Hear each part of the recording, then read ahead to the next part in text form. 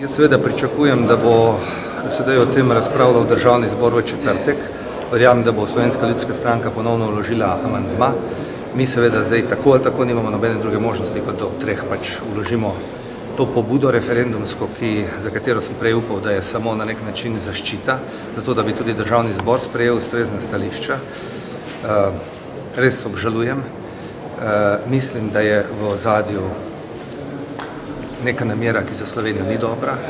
Predpostavljam, da je moral biti zelo močan razlog, da je vladna koalicija zavrnila sklep, da je Slovenija ob osamosvojitvi imela neomejen dostop na odprto morje in med drugim nadzirala celoten Piranski zaliv, zaselke na levem bregu Dragonje in ozemlje na levem bregu Mure pri Hotizi.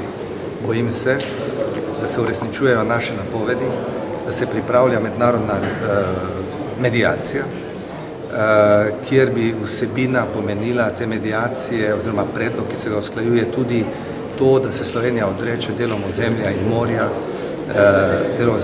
ki ga je imela v osamosvojitvi oziroma je imela tam svojo suverenost in da se Slovenija odreče teritorialnemu neomejenemu dostopu na odprto morje. Upamo, da bo v četrtek parlamentarna večina sprejela drugačni sklep in še enkrat obžalujem, da tega sklepa ni potrdil zunanjepolitični odbor Državnega zbora.